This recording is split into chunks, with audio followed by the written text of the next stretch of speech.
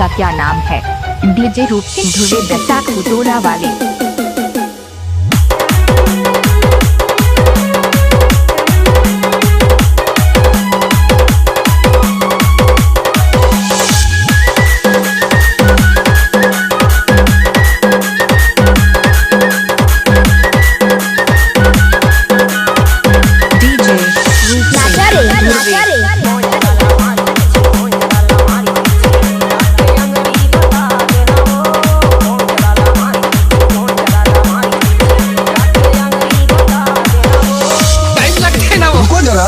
सबर करो, बोला धक्का मुक्की नहीं करने का, आराम से लेने का, आराम से लेने का।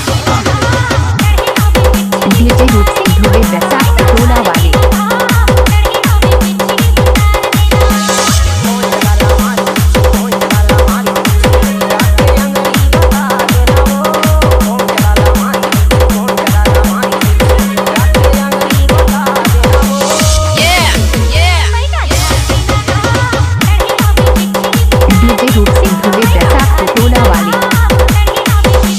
डीजे राम कुमार, डीजे राम कुमार,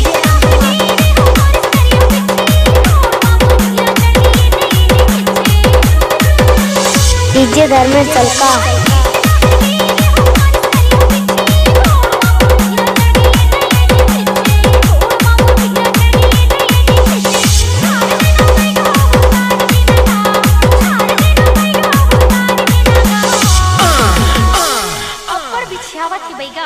का कर बे वो बिच्छी झार है ना ऐसने होते। डीजे रूप सिंह धुर्वे बैसाख हुटोला वाले। ई रहन गोड़ ललमा अमोला फूकन।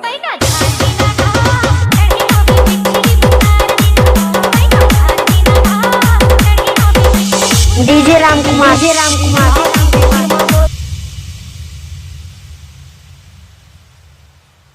डीजे रूप सिंह धुर्वे बैसाख हुटोला वाले।